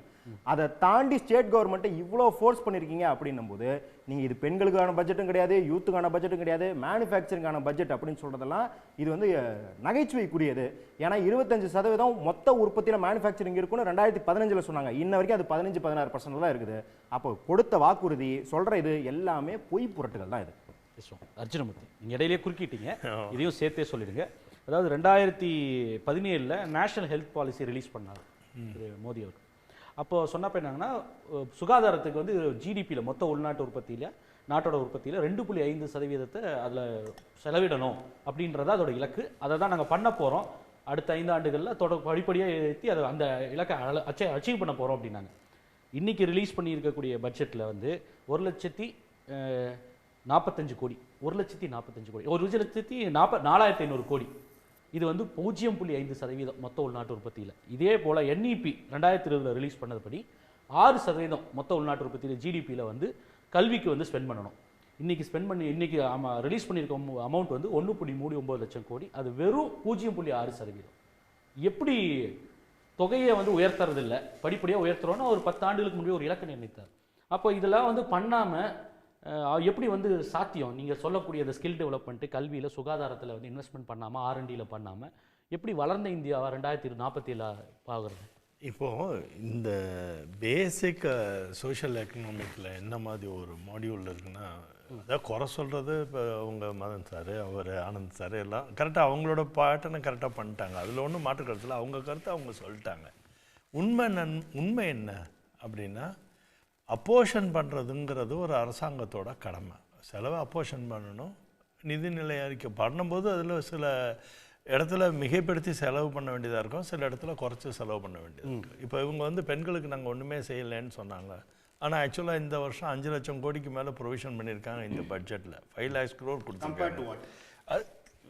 ஒரு ஃபண்டு அலோகேட் பண்ணும்போது இதோட அப்ளிகேஷன் என்னன்னு பார்த்து தான் ஃபண்ட் பண்ணுவாங்களே ஒழிய வெறும் தொகையை வச்சே நீங்கள் எந்த முடிவும் பண்ணாதீங்க. இல்லை ஒரு நிமிஷம், எல்லாரும் பேசும்போது எனக்கு ஸ்பேஸ் இல்லை, நீங்கள் தான் பேச போறீங்க. எனக்கு ஸ்பேஸ் இல்லை, நீங்கள் பேச போறீங்க. அம்மையார் நிர்மலா சீதாராமன் அவர்கள் பிரசன்ட் பண்ண ஸ்டாட்டிஸ்டிக்ஸ், ₹1 ஒன்றிய அரசு செலவு பண்ணக்கூடியது பட்ஜெட்டில் கொடுத்த தரவுப்படி பார்த்தீங்கன்னா 22 காசு வந்து மாநிலங்களுக்கு கொடுக்குறாங்க, பகிர்ந்தளிக்கிறதுன்னு சொல்கிறாங்க. 20 காசு கடனுக்கு வட்டி கட்டுறதுக்கு மட்டும் ஒன்றிய அரசு செலவு. சரி, இப்போ அது பேச்சு நீங்க எல்லாம் எனக்கு ஒரு கேள்வி கேட்டு அந்த கேள்விக்குள்ள 100 கேள்வி கேட்டீங்கன்னா எந்த கேள்விக்கு அப்புறம் நான் பதில் சொல்றேன்? இதுக்கு சொல்லிட்டு இல்ல சொன்னீங்க, அப்படி கன்ஃபியூஸ் பண்ணீங்க பத்தி நீங்க சொன்னதால இந்த பேசினா மட்டும் கன்ஃபியூஸ் பண்றீங்க. ஆனந்தம் பேசினா 10 நிமிஷம் அப்படியே ஒயிட் கேப் விடுறீங்க. இவர் பேசுறாரு, இது நியாயம் இல்ல சார். இல்ல சார், இது நியாயம் இல்ல. அஜுமுத்தி நான் உள்ள சொன்னேன், அவர் கிளம்ப போறாரு அப்படின்னு சொல்லிட்டு நான் நியாயம் இல்ல.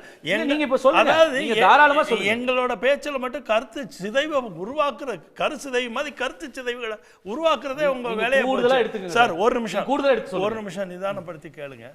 நான் வந்து என்ன சொல்ல வரேன்னா, தம்பி சொன்னதுக்கும் ஐயா சொன்னதுக்கும் நான் என்ன பதில் சொல்ல விரும்புறேன்னா, எப்போதுமே நம்ம வீட்டிலே பார்த்தீங்கன்னா ஒரு மாதத்துக்கு ஒரு செலவை வந்து வேறு மாதிரி பார்ப்போம், அடுத்த மாதத்துக்கு வேறு மாதிரி செலவு. வீட்டில் வந்து மருத்துவ செலவு ஜாஸ்தி ஆச்சுன்னா மற்ற உபரி செலவுகளை நம்ம குறைச்சிக்கிற பழக்கம் உண்டு. இது மாதிரி பட்ஜெட் போடும்போது எப்போதுமே என்ன வரும், நான் ஜென்ரலாக எப்படி பீப்புளை அண்டர்ஸ்டாண்ட் பண்ணுவாங்கன்னா, இப்போ நம்மளோட செலவுகளை அதிகமாக எங்கே எடுத்துகிட்டு போகணும்னு நினைக்கும் போது சுயசார்பு தன்மைக்கு இந்தியாவை எடுத்துகிட்டு வரணும். வெளிநாட்டை நம்பி இனிமேல் இந்தியா இருக்கக்கூடாது. ஏன்னா 140 கோடி மக்களுக்கு வந்து ஒரு நிதானமான வாழ்க்கையும் நம்பிக்கைக்கான ஒரு வாழ்க்கை நம்ம கொடுக்கணும்னா சுயசார்பு தன்மை ரொம்ப முக்கியம். எங்கள் கட்சியோட கொள்கை அவரோட மிஷன் இல்லை, எங்கள் கட்சி கொள்கை என்னன்னா, சுதேசியை வந்து கடுமையாக எடுத்துகிட்டு வரணுங்கிற ஒரு எண்ணம் உள்ள ஒரு அமைப்பாக நாங்கள் இருக்கிறதுனால நாங்கள் வந்து சுயசார்பு தன்மை வரணும்னா எங்கே டெவலப்மெண்ட் வரணுமோ அங்கே தான் we have a serious investment பண்ணுறோம். இப்போ வந்து அக்ரிகல்ச்சரில் வந்து ஒன்றும் பண்ணலை அப்படின்னு நீங்க சொன்னதுனால எனக்கு சந்தேகம், இதையும் சேர்த்து சொல்லிடுங்க. நான் பேசும்போது மட்டும் என்னால் ஃப்ளோ போயிருது இல்லை சார். இல்லை நான் உங்களுக்கே சொல்றேன், அக்ரிகல்ச்சர் மற்றவங்க எல்லாம் பேசும்போது கேள்வியே கேட்காத ஆளு பிஜேபி காரன் பேசினா மட்டும் கேள்வி கேட்கணும். அவருக்கு பேசும்போது நான் கேட்கறேன், நிறைய கேள்வி கேட்க கூடாதுல்ல. எங்களை நிறைய கேள்வி கேட்க முடியாது, கொஞ்சம் கேள்வி நான் கேட்கறேன். நீங்க சொன்ன சுயசார்புன்னு சொன்னதுனால நான் கேட்கறேன். இப்போ சுயசார்புங்கும் போது அப்ப இங்க வந்து R&Dக்கு நிறைய இன்வெஸ்ட் பண்ணணும் இல்லையா? ஆனா நம்ம கிளவுட் சர்வீஸ் வந்து நீங்க இங்க டேட்டா சென்டர் போட்டு பண்ணுறதுக்கு 20 வருஷத்துக்கு நான் இது டாக்ஸ் ஹனிமூன் கொடுப்பேன்னு சொல்றது இருக்கு இல்லையா? தலைக்கு ஏன் சார் முடிச்சு போட்டுக்கிட்டு இருக்கீங்க? அப்படி எல்லாம் முடிச்சு போடல சார். நான் சொல்றேன், ஏன் R&D இன்வெஸ்ட் பண்ணல? இப்போ என்கிட்ட பதில் தேவையா இல்ல உங்க பேச்சு தேவையான முடிவு பண்ணீங்க. ஏன் பேச்சு கேட்கல சார், நீங்க கேட்டதுல கேள்வி கேட்கல சார். நான் கேள்வி தான் கேக்குறேன். ஏன்னா ஒரு எங்களோட கருத்து சொல்றதுக்கு வாய்ப்பே தராம வாய் மூட வைக்கிறதுக்கு ஒரு டிபேட் தேவையே இல்லையே. இல்ல இல்ல, நீங்க சொன்னதுக்கு அப்புறம் தான் நான் அதுல கருத்து கேள்வி கேக்குறேன். நீங்க ஒரு 5 நிமிஷம் பொறுமையா இருங்க, ஒரு 5 மினிட்ஸ். இல்ல நீங்க எவ்வளவு நேரம் நான் பொறுமையா இருக்கணும், அமைதியா இருக்கணும்லாம் நீங்க சொல்ல கூடாது. சார் 2 மினிட்ஸ் ஆச்சு பொறுமையா. அததான் சார் நீங்க டைம் எடுத்து பேசுங்க, நான் சொல்லிட்டேன், தாராளமா பேசுங்க. பேசுங்க. 5 மினிட்ஸ் அதானே சார். நான் அதான் சொல்றேன், நீங்க பேசுங்க, நீங்க தான் பேசுறீங்க. நீங்க தலையிட வேண்டாம். இல்ல நான் சர்டன் டைம் அததான் நான் சொல்றேன், நீங்க பேசுங்க. இப்ப இவ்வளவு பேசின பிறகு எங்க கேள்வி கேட்டீங்க, எங்க பதில் சொல்றீங்க? சார் நான் அததான் சொன்னேன், நீங்க சுயசார்புல வந்து முக்கியம் எங்களோட மிஷன் சொன்னனால நான் கேக்குறேன். அதாங்க இப்போ ஃபண்டமெண்டலா நீங்க எந்த இடத்துல இருந்து யோசிக்கணும்னா, தமிழ்நாடை பொறுத்த வரைக்கும் தமிழ்நாடு வந்து திறன் மேம்பட்ட ஒரு மாநிலம். இப்போ இவ்வளோ பங்களிப்பில் அதிக பயன்பட போகிறது நான் எடுத்தோன்னே சொல்லிட்டேன். அதை அதிக பயனுக்கு திறன். ஏன்னா நம்ம வந்து இலவசங்களை வாங்கக்கூடிய பிச்சைக்கார தமிழகம் கிடையாது. நம்ம வந்து உழைப்பாளிகள், உழைப்பாளி தமிழகம். உழைப்பாளி தமிழகத்தோட பெரிய லாபமே என்னன்னா, உழைக்கிறதுக்கு ரெடியான ஒரு சமுதாயம் இருக்கும்போது இந்த உழைப்புக்கு உண்டான விவரங்களை வந்து ஒவ்வொரு இடத்துலையும் எடுத்துகிட்டு வந்து கொடுத்துருவாங்க. இப்போ MSMEல 10,000 கோடி இருக்குன்னா அந்த 10,000 கோடியோட ஹையஸ்ட் பெனிஃபிஷரி யாருக்கு வரப்போகுதுன்னா தமிழனுக்கு தான் வரும். ஏன்னா தமிழனோட அமைப்பில் என்ன ஒரு அட்வான்டேஜஸ் இருக்குன்னா எல்லா மெயின் இண்டஸ்ட்ரிக்கும் ஆன்சிலரி இண்டஸ்ட்ரி, இப்போ ஃபார் எக்ஸாம்பிள் ஒரு மாருதி உத்தியோகம்னு எடுங்க, ஆட்டோமொபைல் இண்டஸ்ட்ரின்னு எடுத்துக்கிட்டிங்கன்னா ஆன்சிலரி இண்டஸ்ட்ரி அதிகமாக இருக்க வெண்டார் இருக்கக்கூடியது வந்து தமிழ்நாடு தான். அதே மாதிரி டெக்ஸ்டைல்னு எடுத்துக்கிட்டீங்கன்னா அது சம்பந்தப்பட்ட நிறைய நிர்வாகங்கள் இருக்கிறதும் தமிழ்நாடு தான். அதனால தான் நான் சொல்றேன், பொருளாதார பெனிஃபிட் பார்த்தீங்கன்னா இந்த பட்ஜெட்டை பொறுத்த வரைக்கும் அவங்க முதலமைச்சருக்குலாம் நல்லாவே தெரியும். இந்த பட்ஜெட்டை பொறுத்த வரைக்கும் அதிக பெனிஃபிஷரி ஆக போகிறது முதல் மாநிலமாக இருக்க போகிறது தமிழகம் தான். ஏன்னு வச்சுக்கோங்க, அதனால தான் உத்தரப்பிரதேசத்துக்கு 2,68,000 கோடியும் தமிழ்நாட்டுக்கு 62,000 கோடி மட்டும் கொடுக்குறாங்களா? இல்லை ஒரு நிமிஷம் டாக்ஸ் டெவல்யூஷன் இல்லைங்க. இப்போ பார்த்தீங்கன்னா ஆப்பிளில் வந்து கன்வின்ஸ் பண்ணி இங்கே ப்ரொடக்ஷன் எடுத்துகிட்டு வரணும், சைனாவோட ப்ராடக்ட் விவோ ஒன்று அதெல்லாம் தயார் பண்ணுறதோட ஆப்பிள் ப்ரொடியூஸ் பண்ணால் பெட்டர் வேல்யூவேஷன் கிடைக்குங்கிறத முயற்சி பண்ண மோதிஜினால் இன்றைக்கி இது வரைக்கும் 4 லட்சம் கோடி ரூபா தமிழ்நாட்டிலேருந்து ஆப்பிள் ஃபோன் வந்து எக்ஸ்போர்ட் பண்ணியிருக்கோம். அப்போ அதோட பெனிஃபிட் யாருக்கு கிடைச்சிருக்கு? அதோட வருமானம் எங்க கிடைச்சிருக்கு? வேலை வாய்ப்பு எங்க கிடைச்சிருக்கு? நீங்க பண்ற ப்ரோக்ராம் யாரு பர்ச்சேஸ் பண்ணி அப்ப அதே திருப்பி கேட்கலாம். தமிழ்நாட்டுக்கோ இல்ல தெலங்கானாவுக்கோ வரப்போறோம்னு சொன்ன மைக்ரானுக்கு வந்து 65% சப்சிடி கொடுத்து குஜராத்துக்கு கூட்டு போன பலன் யாருக்கு போக போகுது? ஒன்றிய அரசு சப்சிடி கொடுத்து குஜராத்துக்கு ஏன் கூட்டு போகுதுன்னு இது அவங்களும் கேட்கலாம்.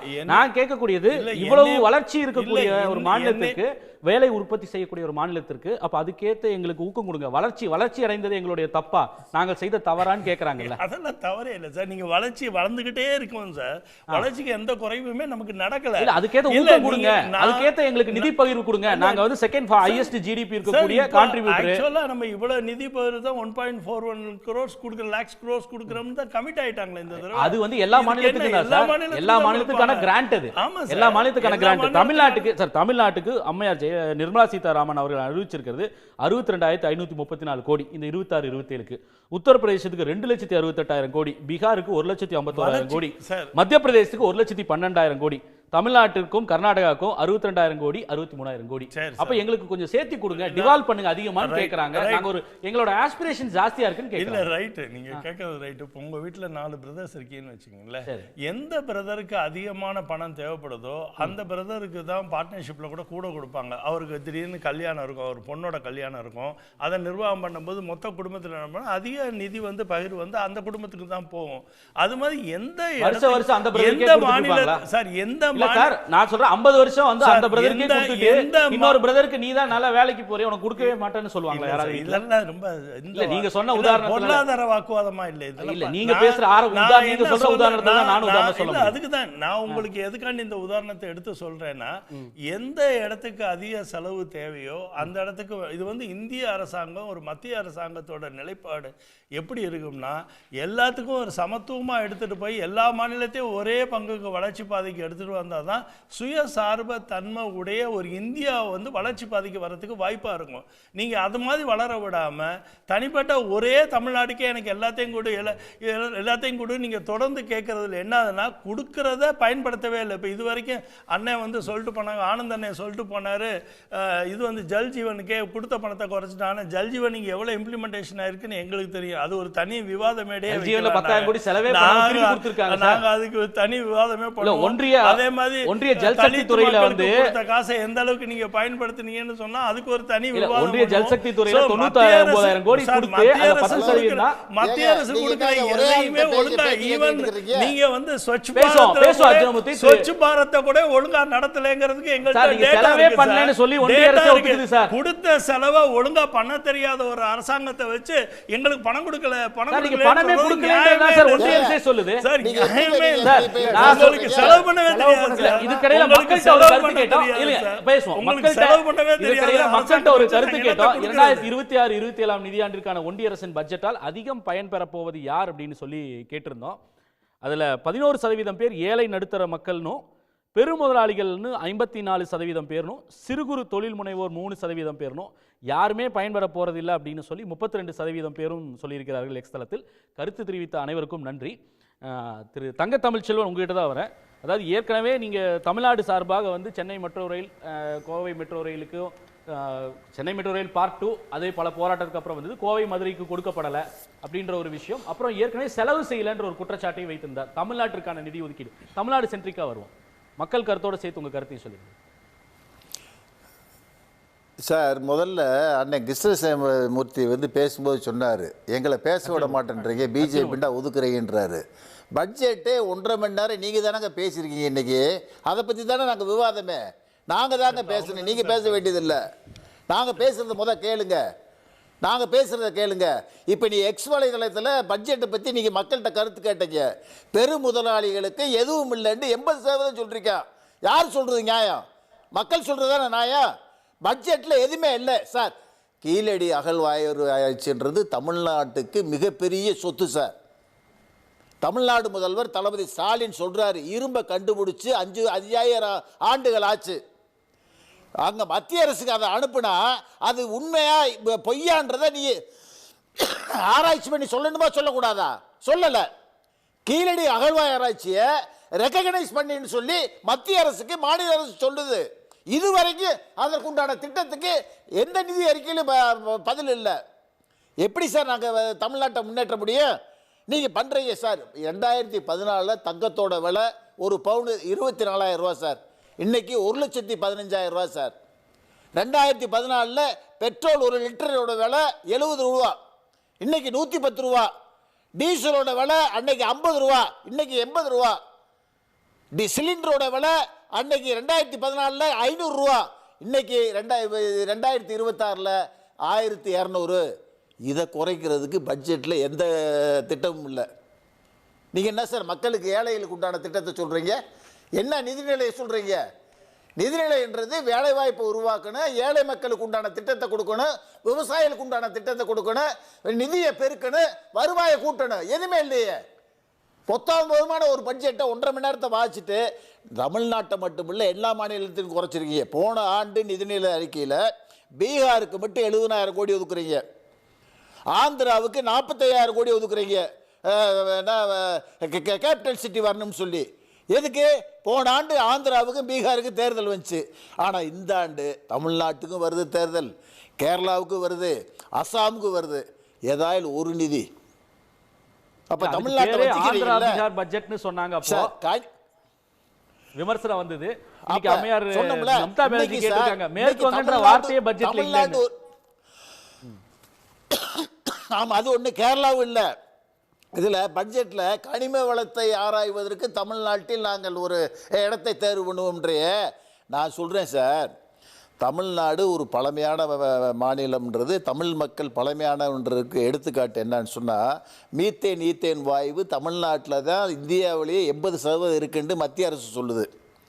அதற்கு என்ன காரணம்? நம்ம மக்கள் வந்து பலாயிரம் ஆண்டுகளாக அந்த நாட்டில் வாழ்ந்ததன் காரணமாகத்தான் பூமிக்கடியில் நிலக்கரி உருவாகி அதுக்குண்டான கேஸ் வெளியே வருது. அதைத்தான் நீ எடுக்கிறோம்னு சொல்கிற. அப்படி கனிம வளத்தை சுரண்டி அதானிக்கு கொடுக்கறதுக்கு தமிழ்நாட்டை பயன்படுத்துகிற மத்திய அரசு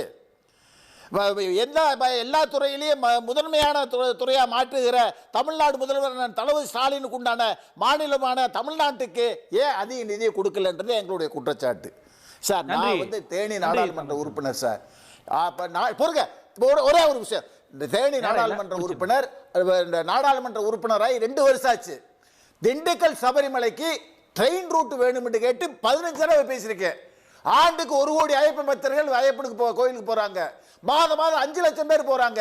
அந்த ரயில் தடத்தை பற்றி இன்னமும் ஒரு பேச்சு இல்லை. எப்படி சார் நாங்கள் பாராளுமன்றத்தில் பேச முடியும்?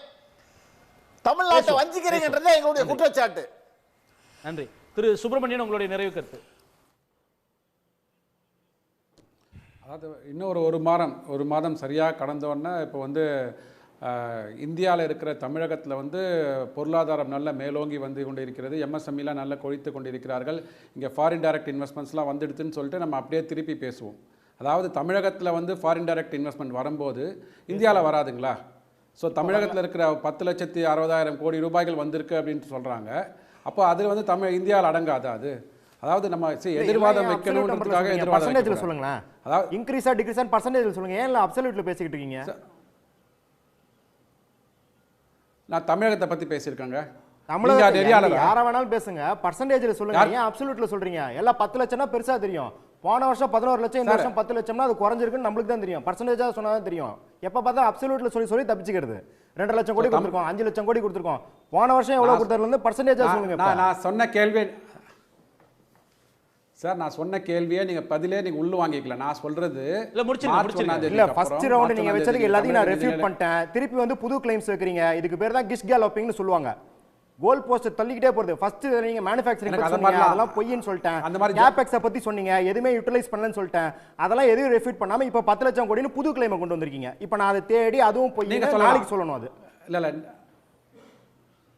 நீங்க சொல்லுங்க, அது மக்கள் என்ன எடுத்துப்பாங்க, மக்கள் பார்த்துப்பாங்க. ஏன்னா வந்து நான் சொன்னது வந்து தமிழகத்துல 10,60,000 அதுதான் இப்போ ஊடையில இது பண்றாங்க இல்லையா, 10,60,000 கோடி தமிழகத்துல முதலீடு வந்ததுன்னா அது ஃபாரின் டைரக்ட் இன்வெஸ்ட்மெண்ட் வருது அப்படின்னா அப்ப இந்தியாவில் அது அடக்கம் கிடையாதா?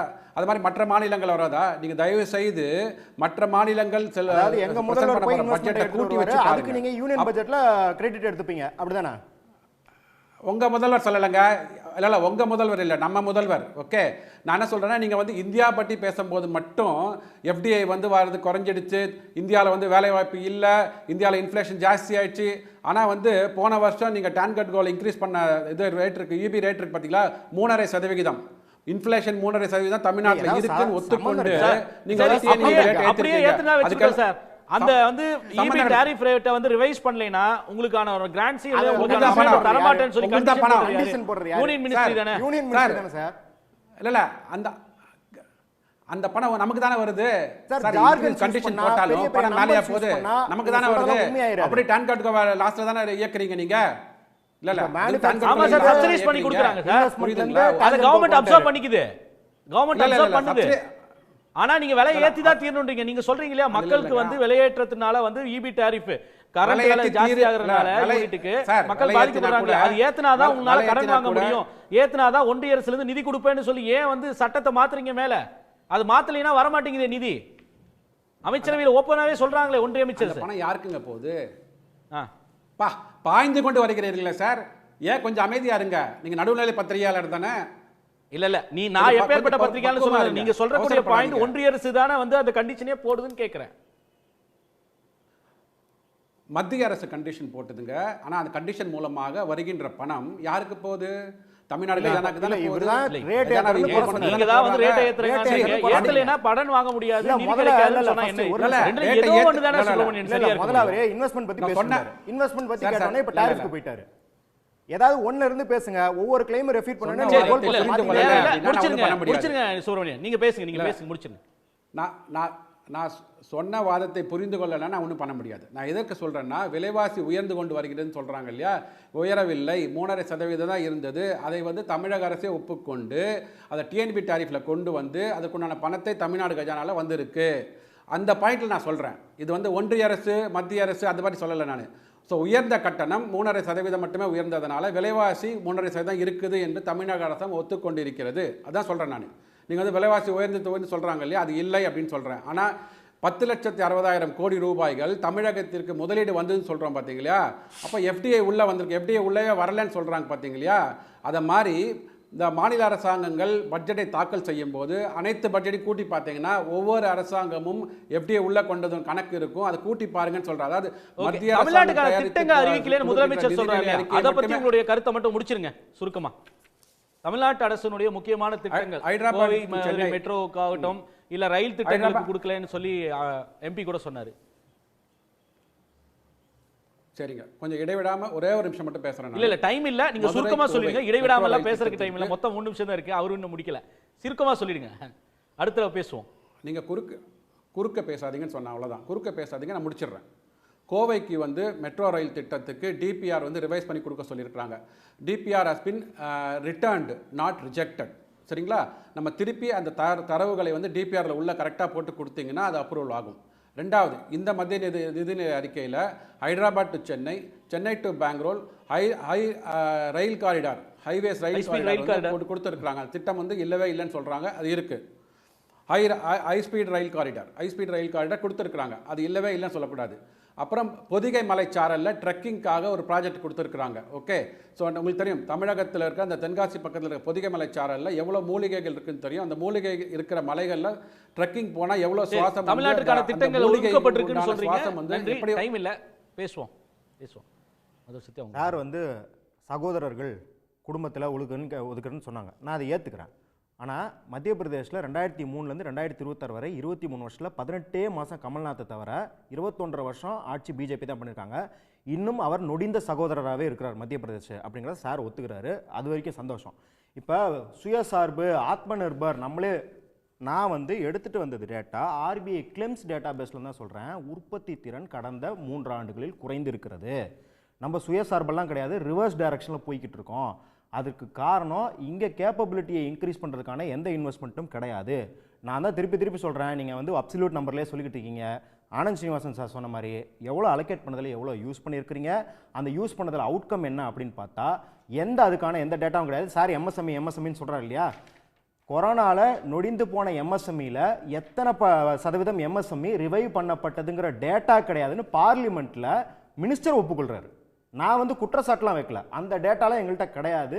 இப்போ நாங்கள் எம்எஸ்எம்இக்கு எவ்வளோ இன்வெஸ்ட் பண்ணுறோம் அப்படிங்கிறத பற்றியான டேட்டா மட்டும் தான் எங்கள்கிட்ட இருக்கும் இல்லையா, எவ்வளோ செத்து போனதை எவ்வளோ நாங்கள் ரிவைவ் பண்ணோங்கிற டேட்டா எங்களுக்கு கிடையாது அப்படின்னு சொல்கிறார். அப்போ சார் என்னங்கிறாருன்னா இலவசம் பிச்சைங்கிறாரு. 2,03,000 கோடி இலவசம் கொடுத்தோன்னு நிர்மலா சீதாராமன் பெருமையாக பேசிக்கிறாங்க. சார் வந்து நிர்மலா சீதாராமன் அம்மையாரை வந்து இப்படி கொச்சப்படுத்தலாமா பிச்சைன்னு சொல்லி அதை? அப்போ இவங்க மேலே சொல்கிறது ஒன்று, கீழே வந்து வாதிடுறது ஒன்றா இருக்குது. நீங்கள் முதல்ல நீங்கள் போடுற பட்ஜெட்டே ஒழுங்காக படிச்சுட்டு வந்து ஸ்டாட்டிஸ்டிக்ஸ் இங்கே கொடுங்க அப்படிங்கிறத நம்ம சொல்கிற மொழியை நம்ம எதுவும் வந்து இங்கே விமர்சனம் இல்லை. இருக்கிறது பாருங்கள், ஆர்பிஐ டேட்டா தான் இங்கே எடுத்துன்னு வந்தது. அப்போ ஆர்பிஐ சொல்கிறது, அப்போ ஆர்பிஐ வந்து காங்கிரஸ் கட்சி தான், திமுக தான் ஆர்பிஐ இது இல்லை. நேஷனல் அக்கௌண்ட் ஸ்டாட்டிஸ்டிக்ஸ்லேருந்து சில ஸ்டாட்டிஸ்டிக்ஸ் சொன்னேன். அது எந்த நிறுவனத்துது? அது தனியார் தொண்டு நிறுவனம், ஏதாவது என்ஜிஓ வச்சு நடத்துறதா? இங்கே கொடுத்த அத்தனை ரியல் வேஜஸ் ஆகட்டும், இல்லை வந்து ஃபீமேல் லேபர் ஃபோர்ஸ் பார்ட்டிசிபேஷன் ஆகட்டும், எல்லாமே அரசாங்கம் கொடுத்த தரவுகள். அதனால தான் இன்னைக்கு கான்சியஸாக நம்ம வந்து எந்த ரிப்போர்ட்டு, இந்த action eight report, inequality lab report அப்படிலாம் சொல்லாமல் நம்ம முழுக்க அரசாங்க தரவுலாம் பேசிக்கிட்டு இருக்கோம். அரசாங்கம் அவர் சொல்கிறாரு தமிழ்நாடு வந்து எதையுமே இம்ப்ளிமெண்ட் பண்ணுறதில்லைன்னு. அப்புறம் ஏன் KN நேரு கூப்பிட்டு அவார்டு கொடுத்தீங்க? ஜல்ஜீவன் மிஷனை சூப்பராக இம்ப்ளிமெண்ட் பண்ணுறீங்கன்னு ஏன் அவார்டு கொடுத்தீங்க? அப்போ வந்து நீங்கள் வந்து KN நேரு வந்து ஏதோ பிஜேபிக்கு இழுக்க பார்க்குறீங்களா என்ன? அப்புறம் எதுக்கு அவார்டு கொடுக்கணும்? PM ஆவாஸ் யோஜனாலேருந்து நீங்கள் வந்து எல்லா திட்டத்திலையும் டார்கெட்டை வந்து Q3 Q4 எடுத்து பார்த்தீங்கன்னா தெலுங்கானா, தமிழ்நாடு, இன்னொரு 2-3 மாநிலங்கள் தான் வரிசையாகவே எல்லா திட்டத்திலுமே சென்ட்ரலி ஸ்பான்சர்ட் ஸ்கீமில் முன்னணியாக வந்து பர்ஃபார்ம் பண்ணிக்கிட்டு இருக்காங்க. அப்படின்னும் போது தமிழ்நாட்டில் வந்து எதுவுமே இம்ப்ளிமெண்ட் பண்ணுறதில்ல அப்படின்னு சொல்கிறது, திருப்பியும் பிஜேபி அரசாங்கமும் நித்தி ஆயோகம் கொடுக்குற ரிப்போர்ட்டே கான்ட்ரடிக்ட் பண்ணுறது அப்படின்னு தான் நம்ம சொல்கிறோம். இது தவிர வந்து ஒரு 70,000 75,000 கோடி சென்ற ஆண்டு பட்ஜெட்டில் வந்து அனௌன்ஸ் பண்ணி பல துறைகள் அமைச்சரவைகள் வந்து அமைச்சரகங்கள் ஒன்றிய அமைச்சர்கள் வந்து செலவு செய்யாதனால அதை ஈடுகட்டி தான் இந்த ஆண்டினுடைய வருவாய் பற்றாக்குறையை வந்து எண்ணிக்கைகளை குறைச்சிருக்காங்க அப்படின்ற ஒரு குற்றச்சாட்டும் இருக்குது. இதற்கிடையில் தமிழ்நாட்டிற்கு நிதி ஒதுக்கலன்னு பல்வேறு விமர்சனங்கள் வந்த வண்ணம் இருக்குது. வரக்கூடிய நாட்கள் இதை பற்றி மீண்டும் தீவிரமாக விவாதிப்போம். அதுவரை கருத்து தெரிவித்த அனைவருக்கும் நன்றி. மீண்டும் சந்திப்போம். இது கேள்விக்களம். உடனுக்குடன் செய்திகளை தெரிந்து கொள்ள சன் நியூஸ் பெல் ஐகானை கிளிக் பண்ணுங்க.